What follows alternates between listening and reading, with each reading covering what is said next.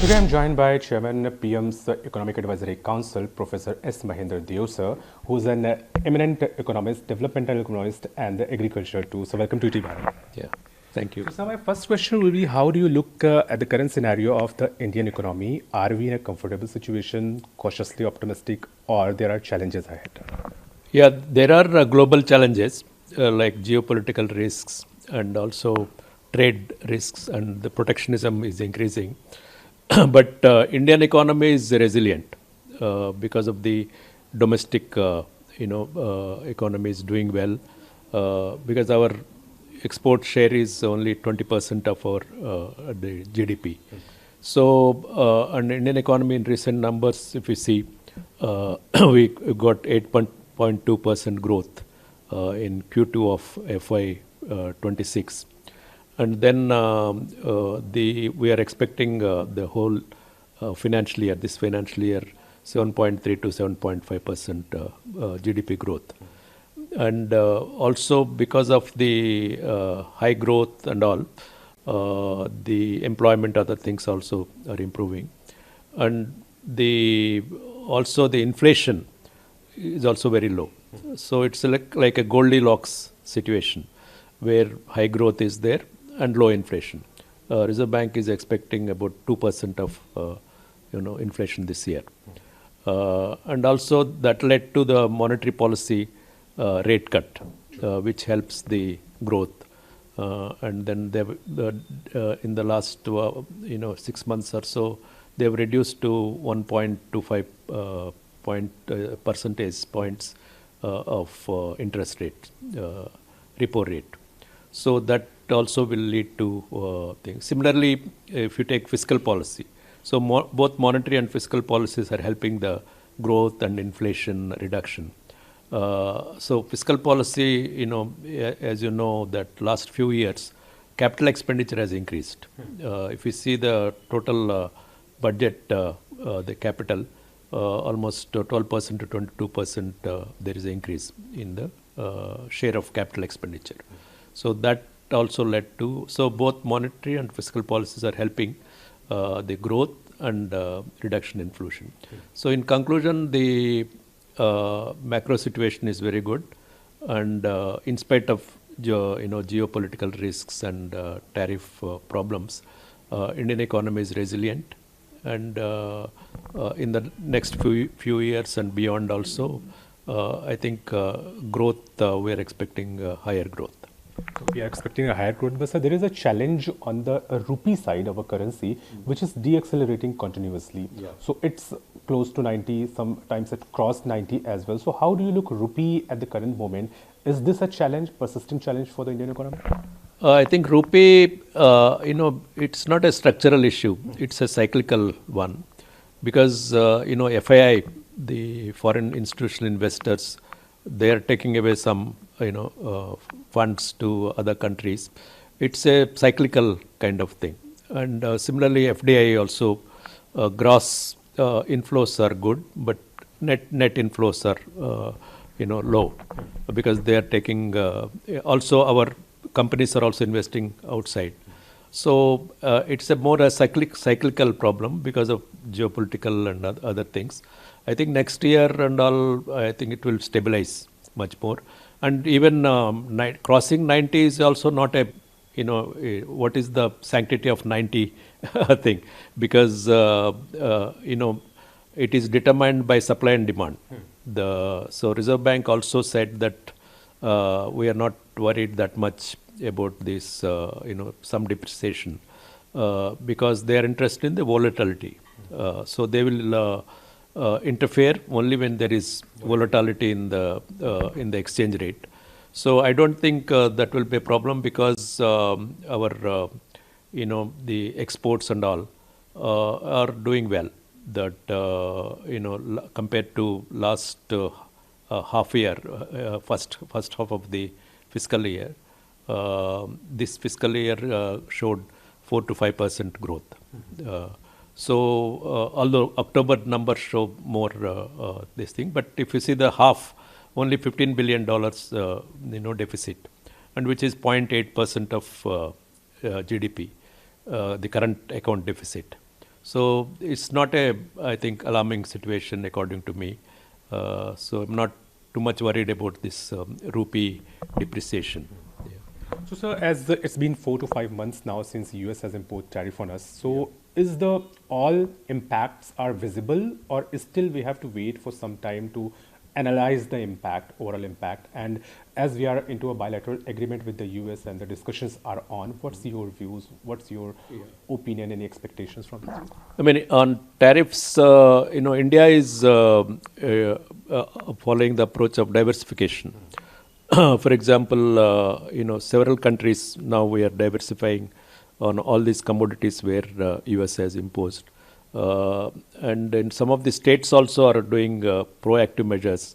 For example, if you take shrimps, Andhra Pradesh, one minister, Nara Lokesh, he went to, this Australia, so that he can diversify to Australia from US.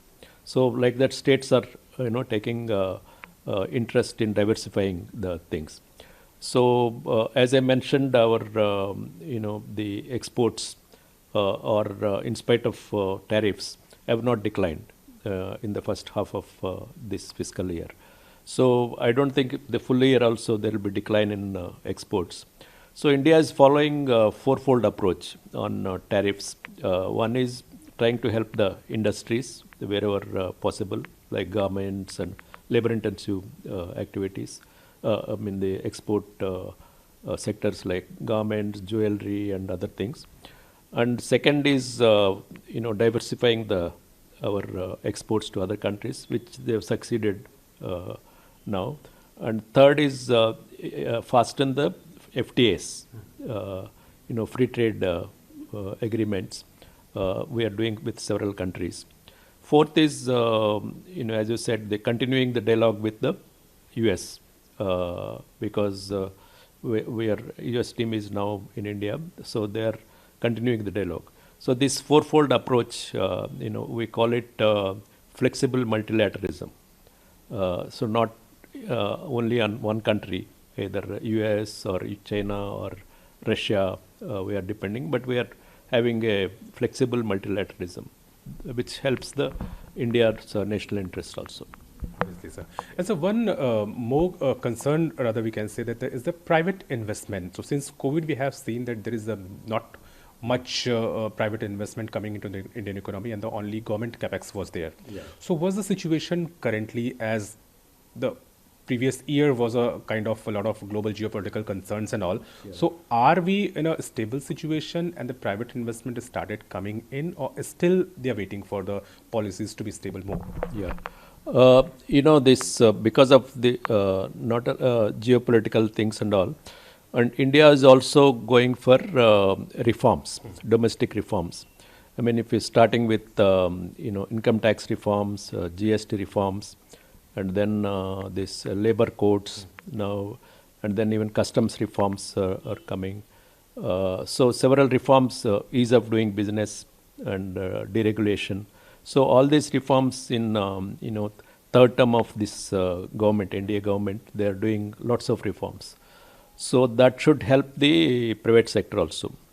One of the reforms, of course, as I mentioned, the capital expenditure, increase in the budgets, which is a structural kind of reform. And then that should help the private investment also, because they're complementary. The private public sector investment leads to private sector. And the recent numbers show that there is a increase in the private investment in manufacturing, particularly several sectors. There is an increase, and also state governments also they are getting. For example, Google is getting, Amazon, and then recently Satya Nadella also said that he will invest, the Microsoft. So I think there is a momentum now. Private sector, it is true that there is no problem of money with the private sector now. They are sitting with cash. So in fact, in some of my interviews also said they should invest now. It's the time to invest. And then with increase in GST reforms, other things, the capacity can also be increased capacity utilization of this. So I'm hopeful that private sector also will invest in the coming years. So, as we have recently done a big GST reform, so do you feel that this will translate into years, multiple years going forward, or it's just a matter of 1 or 2 quarters that we have given at the GST discounts and the shopping bonanza is there? So, once shopping is over, it will not reflect more into the economy or into the data. So, what's your view on it? I think GST reforms will lead to sustainable consumption. If you see the consumption, last year, this and also this quarter, the 7.9% private consumption. So that will, I feel that it's not only the festival season, the GST, because of GST reduction, the sales have increased. But I think it may be sustainable in the near future and the medium term also. Because with the increase in consumption, the capacity utilization of private sector also will increase. Because there is a lot of demand for durable goods. Even the NSS data, which our EAC-PM has done, there is a significant increase in durable goods in 23-24 data compared to earlier, 10 years back. Everybody has TV, fridge, and even some have dishwashers and other things also. So there is a significant increase in durable goods, and over time, I think this will increase further with the increase in the incomes of the rural population as well as our urban population. So what kind of trend are you people seeing in terms of rural versus urban consumption, or is there any alarming sign do you foresee? Rural consumption has been doing quite well, although there are differences between urban and rural in terms of consumption levels. Urban will be higher and rural, but if you see the growth, rural consumption in the last 2 years also is doing well because of agriculture growth, and has been 4.5 in the last 7 years. So that led to the increase in the purchasing power and demand for FMCG industries and also other rural products and all. And similarly, urban, there was a little bit lower compared to rural, but now that is also picking up with GST reforms, and income tax reforms also led to increasing the purchasing, more savings for the middle class and lower deciles of population. So I think it may both urban and rural will have more consumption in the near future. So we have seen a lot of processed food going into the rural markets. So how will this impact economy in a whole? Yeah. If you look at the consumption patterns, 2011-12 and 2022-23 and 23-24, there is a significant changes in the consumption patterns. First, of course, if you take only food consumption, non-food consumption also has increased. But food consumption within that, cereals share has declined. And then one positive sign is fruits, vegetables, and other things, some increase is there. But one alarming situation is that the processed food is about 21% of total food consumption, even in rural areas. Urban, we think processed food and all. It is true that, the working men prefer processed food because it's just, Maggi noodles or some other things one can cook easily and have the processed food, packaged food. But it is not good for health and things because a lot of preservatives are used in processed foods.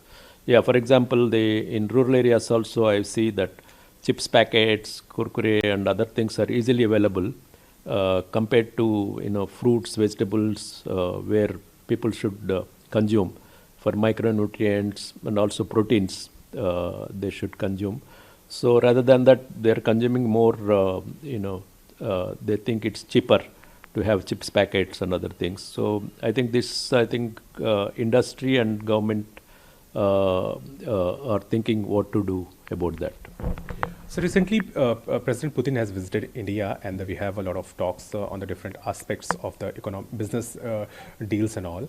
So, what's your viewpoint? If Putin's coming to India, how overall world look into it, and how new kind of geopolitical situation will arrive, or is there any kind of sign of new economic world order there? I mean, as I mentioned to you, India is following the flexible multilateralism. It has to be friendly with all the three big countries like US, China, and Russia. So, as part of that, and also India and Russia have a long-term cooperation since independence and all. So that is continuing. And also we have now, the recent visit has strengthened further this cooperation. So now we are going to have 100 billion by 2030, our trade. And India is also trying to increase their export share in Russia, in this pharmaceuticals, agriculture, engineering goods and all. So that will be helpful for them also, because they also need some imports of these commodities. And then we are also getting their oil, oil and other commodities, which are beneficial for us. And some are also rupee, where we can use them to pay for our imports. So that will also help thing. So that way, I think the cooperation will strengthen with the Putin's visit. But it won't jeopardize the other, the relationship with other countries like US and China. So as we came to an end of year 2025, which was a kind of volatile year. Yeah. So how you summarize this year, and what's your forecast for the next year, 2026? Yeah, 2025 volatile in the sense of geopolitical and tariffs. Yes. This geopolitical things will continue in 2026 also, because some of these conflicts we don't know how things go, but similarly tariff protection is also increasing. One thing it may increase is that everybody wants to do manufacturing in their own country. So earlier it used to be trade between countries. So particularly even India is thinking of strategic things manufacturing, like chips and semiconductors and even critical minerals. We need to have our own, some of the things. So that kind of local manufacturing may increase in future. But as I said repeatedly, in spite of geopolitical problems, India is resilient, and that resilience will increase further because of we have done lots of reforms, which will have impact. Even for example, labor codes will help both employees as well as the those who are employers. So that will lead to manufacturing. And recently, I think Boston consultancy group said that India share in manufacturing will increase from 7% to 17% to 25%. Yes. By 2047 or so. So that way, I think future is for India is much more brighter and continuation of this growth syndrome. Yeah. Thank you so much, sir, for taking your time for ETV Bharat. So as sir was rightly saying that we have done enough safeguards in the year 2025, and we are still hopeful that the year 2026 will be a kind of age of new manufacturing facilities for India. With cameraman Sandeep Singh, Saurabh Shukla, ETV Bharat.